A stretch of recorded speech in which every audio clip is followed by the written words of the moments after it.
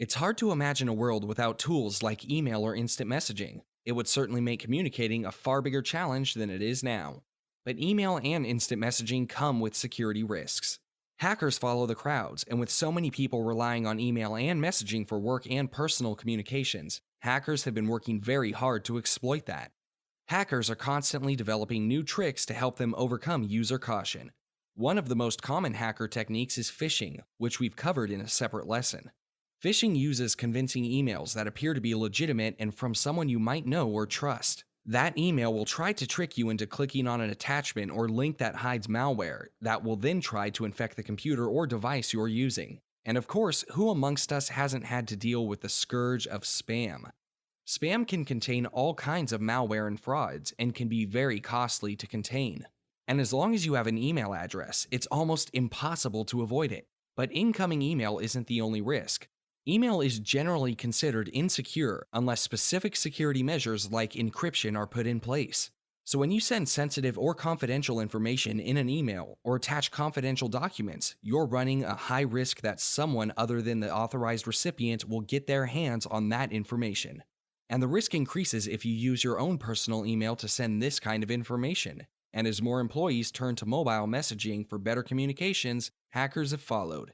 There are now thousands of different types of malware designed just for mobile devices like smartphones and tablets. That malware is designed to carry out all kinds of crimes, from stealing passwords so the hackers can access your personal bank accounts, to monitoring and stealing personal communications and sensitive text messages. Hackers can even use text messages to trick you into downloading malware to your device. And the same phishing techniques that hackers have used to exploit email are now being used to launch text-based phishing schemes. The attack is known as smishing and simply uses text messages to try to trick you into falling for a scam, downloading malware, or divulging your password. So how can you avoid these attacks? As with most attacks, it's all about vigilance, making the right decisions, and layering yourself in good security practices. Always treat email like a potential threat until you have verified otherwise. If the majority of email is spam, and most spam contains some kind of danger, then it's a safe position to take. Always stick to security policies on email use and messaging. They're there because they work, but they only work if you follow them. Treat email and text messages with caution. Never be in a hurry to respond to an email or text message that's out of the ordinary. That includes unexpected links or attachments, or that asks you to provide sensitive information like a password. If you're in doubt about an email, look for telltale signs. The biggest giveaway is that the reply to email address doesn't match the sender's email address, but any email that doesn't sound right or is out of the ordinary should be treated with caution. Don't be tricked by bogus emails and text messages. They might appear to be from a colleague or coworker or an organization of authority, like the IRS, or contain some kind of threat that you'll get in trouble if you don't respond immediately. If in doubt, double check first.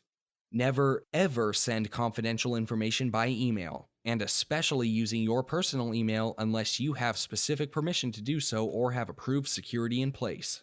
Use the same caution when using your phone or tablet to send or receive email or messages. Many users drop their vigilance when using their mobile devices because they assume they're safe from hackers. They're not. If you're using mobile devices, so are hackers. Be especially careful about using personal devices for work.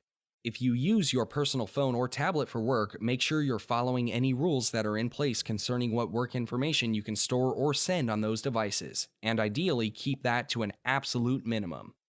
As with all security, the best defense is a mixture of following rules and policies, staying vigilant, and double-checking if something seems suspicious.